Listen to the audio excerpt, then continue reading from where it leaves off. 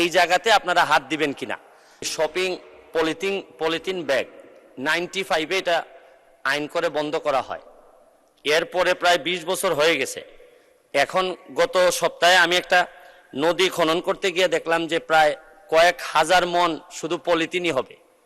তো পলিথিনের অবস্থাটা এরকম হয়েছে যে শুধু আপনারা পলিথিন ব্যবহারকারীকে ফাইন করে যতটুকু কন্ট্রোল করতে পারবেন, তার চেয়ে পলিথিনের যে ইনগ্রেডিয়েন্ট আমদানি করা হয় এই যে মূল জায়গায়, এই জায়গাতে আপনারা হাত দিবেন কিনা। এক আর সেকেন্ড হচ্ছে গিয়ে ব্রিকফিল্ডের যে বিষয়টা, শুধু পরিবেশের ক্ষতির সাথে সাথে আমার এলাকায় আমি খেয়াল করে দেখলাম যে কৃষি জমির মাটি সব ওনারা নিয়ে যাচ্ছেন। কিছুদিন হয়তো নির্বাহী ম্যাজিস্ট্রেট পাঠানো হয়, কিন্তু এটা এমনভাবে এমন জায়গায় চলে গেছে যে স্থানীয় প্রশাসন এটা কন্ট্রোল করতে পারতেছে না। আর একটা হচ্ছে কি আপনাদের পরিবেশ বিভাগের যে ছাড়পত্র, আমার বিবেচনায় আমি আমার এলাকাতে খেয়াল করে দেখি যে এই ছাড়পত্র পাওয়া সবচেয়ে সহজ হিসাবে বিবেচিত হয়, কারণ কোনোভাবে ম্যানেজ করে এই ছাড়পত্রগুলো নেওয়া যায়। এই ব্যাপারে আপনারা ব্যবস্থা গ্রহণ বা শক্তিশালী অবস্থানে যাবেন কিনা। মাননীয় স্পিকার, আমাদের মাননীয় সংসদ সদস্য একজন ব্যারিস্টারও, উনি একটি প্রশ্নের সুযোগে 3টি প্রশ্ন করেছেন। সুতরাং আমি খুব দ্রুত সেই 3টি প্রশ্নের জবাব দিব। প্রথমে হচ্ছে পরিবেশ ছাড়পত্র সহজীকরণ, সেটি আমাদের টার্গেটে আছে এবং আমি আনন্দের সাথে জানাচ্ছি মাননীয় স্পিকার, আজকেই আমাদের মন্ত্রণালয় এবং A2I, হ্যাঁ সহজভাবে আমি আসছি, আমরা একটি MOU সই করেছি যেখানে এই বিষয়টি আমরা অন্তর্ভুক্ত করেছি।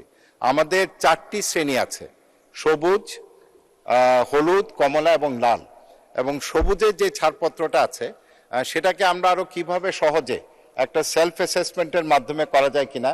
আমি জানি এখানে অনেক অভিযোগ আছে, দীর্ঘসূত্রিতার একটা অভিযোগ আছে এবং হয়রানির অভিযোগ আছে। এই বিষয়টি আমরা দেখছি।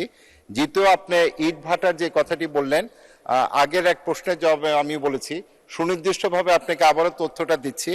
বাংলাদেশে প্রতি বছর 13 কোটি মেট্রিক টন কৃষি মাটি আমরা ব্যবহার করছি এই ইট ভাটার জন্য, এবং সেটার খাদ্য নিরাপত্তার উপর একটা প্রভাব আছে। তবে সেই সমাধানটা আমরা যেটা দিচ্ছি, আমরা এখন ব্লকের দিকে চলে যাওয়ার চেষ্টা করছি। এবং আরেকটা আপনার যে প্রশ্নটি ছিল সেটা মাননীয় স্পিকার, যেহেতু সময় কম, আমি ওনার সাথে কথা বলে সেই প্রশ্নের জবাবটি দেব। আলোচনা হচ্ছে সেটা হলো, এবং সেই আলোচনা দেখা যায় যে অনেক সময়গুলি ভুল আলোচনা, অনেক সময় মানুষের অনুভূতিতে আঘাত আসতেছে, মানে এটা একটা ধূম্রজালের সৃষ্টি হচ্ছে। সেটা হলো স্পিকার, পাঠ্যপুস্তক ক্লাস 7-এর একটা গল্প, সেই গল্পটার নাম হইল শরীফার গল্প। স্পিকার, আমার 3 মিনিট লাগবে, আমি এটা একটু পড়ছি। স্পিকার, ছোটবেলায় সবাই আমাকে ছেলে বলতো, কিন্তু আমি নিজে এক সময় বুঝলাম আমার শরীরটা ছেলেদের মতো হলেও আমি মনে মনে একজন মেয়ে। আমি মেয়েদের মতো পোশাক পরতে ভালোবাসতাম, কিন্তু বাড়ির কেউ আমাকে পছন্দের পোশাক কিনে দিতে রাজি হতো না। মায়ের সঙ্গে ঘরের কাজ করতে আমার বেশি ভালো লাগতো। মেয়েদের সাজবার জিনিস দিয়ে লুকিয়ে লুকিয়ে সাজতাম। ধরা পড়লে বকা, এমনকি মারও ঝুটতো আমার কপালে। মেয়েদের সঙ্গে খেলতে আমার বেশি ইচ্ছা করতো, কিন্তু মেয়েরা আমাকে খেলা নিতে চাইতো না। ছেলেদের সঙ্গে খেলতে গেলেও তারা আমার কথাবার্তা, চালচলন নিয়ে হাসাহাসি করতো। স্কুলের সবাই, পাড়াপড়শি, এমনকি বাড়ির লোকজন আমাকে ভীষণভাবে অবহেলা করতো। আমি কেন এরকম এইভাবে কথা বলি, এবং আমার নিজেরও খুব সেজন্য কষ্ট হতো, নিজেকে ভীষণ একা লাগতো। একদিন এমন একজনের সঙ্গে পরিচয় হলো যাকে সমাজে সবাই মেয়ে বলে, কিন্তু সে নিজেকে ছেলে বলেই মনে করে। আমার মনে হলো এই মানুষটা আমার মনের মতন। আমাকে বলল আমরা নারী বা পুরুষ নই, আমরা হলাম ট্রান্সজেন্ডার। সেই মানুষটা আমাকে এমন একটা জায়গায় নিয়ে গেল যেখানে নারী পুরুষের বাইরে আরও নানা রকমের মানুষ আছেন। তাদের বলা হয় হিজড়া জনগোষ্ঠী। তাদের সবাইকে দেখে শুনে রাখে তাদের গুরুমা। সেখানে গিয়ে আমার আর নিজেকে একলা লাগলো না, মনে হলো না যে আমি সবার চেয়ে আলাদা। সেই মানুষগুলির কাছ থেকে আমি থেকে গেলাম। এখনকার নিয়ম কানুন, ভাষা, রীতিনীতি আমাদের বাড়ির চেয়ে অনেক আলাদা, তবু আমরা সবার সুখ দুঃখ ভাগ করে নিয়ে একটি পরিবার মতোই থাকি। বাড়ির লোকজনের জন্য খুব মন খারাপ হয়, কিন্তু তারা আমাকে আর চায় না। আশেপাশের লোকরাও কথায় ভীষণ ভয় হয়। স্পিকার, আমি এটা কেন বলছি যে থার্ড জেন্ডার বা তৃতীয় লিঙ্গ এবং হিজড়া এর মধ্যে ডিফারেন্সটা কি? Third gender is the term used to describe genders beyond the traditional binary of male and female. It acknowledges that some cultures recognize more than two genders. On the other hand, transgender refer to individuals whose gender identity differs from the sex assigned to them at birth. While some transgender people may identify with a third gender, the terms are distinct as third gender and encompasses a broader range of gender identities. মানে speaker, অর্থাৎ নিজেকে নিজের জন্মগত লিঙ্গ বাদে অন্য কোনো লিঙ্গ মনে করাটা হচ্ছে ট্রান্সজেন্ডার। এটা এই বিষয়টা পুরোপুরি মানসিক, মেন্টাল। হিজড়া যারা তারা হলো থার্ড জেন্ডার, সেই বিষয়টা জন্মগত।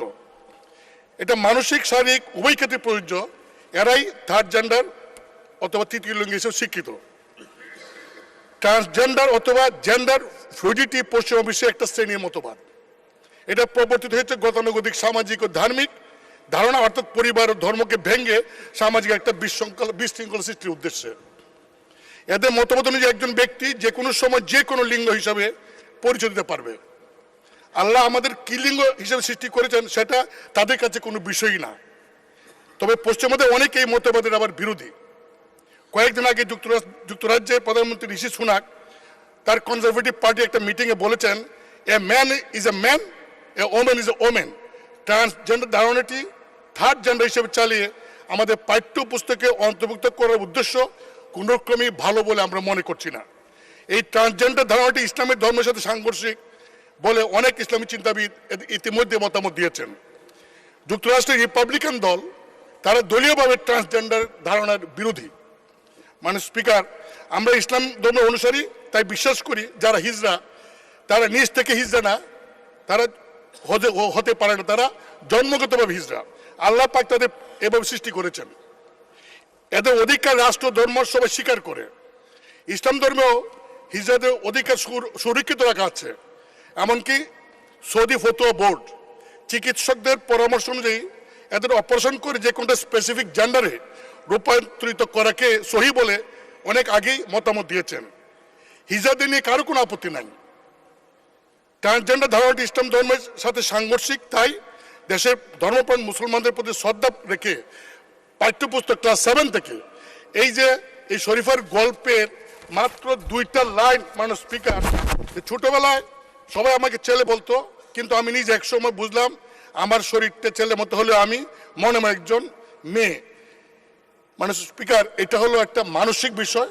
কাজে এইটাকে অন্তর্ভুক্ত করে এখানে উদ্দেশ্য যেটা সেটা আমি এই পার্লামেন্টে ওইটা আমি বলতে চাই না। এটা আপনিও মাননীয় স্পিকার নিজে বুঝেন।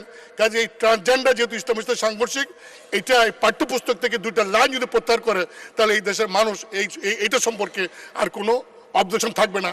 আমি আপনার মাধ্যমে মাননীয় শিক্ষামন্ত্রী মহোদয়কে বলবো, তিনি যেন এই বিষয়টা অত্যন্ত গুরুত্বের সঙ্গে, কারণ এটা নিয়ে অনেক কথাবার্তা হচ্ছে, সোশ্যাল মিডিয়াতে অনেক কথাবার্তা হচ্ছে উল্টাপাল্টা, সামান্য জিনিস, এটাকে যাতে মানে ব্রড না হয়। মাননীয় শিক্ষামন্ত্রী এই বিষয়টা গুরুত্বের সঙ্গে দেখে প্রয়োজনে কনসার্ন লোকদের সাথে পরামর্শ করে এই বিষয়ে এই পাঠ্যপুস্তক এই 2টা লাইন যদি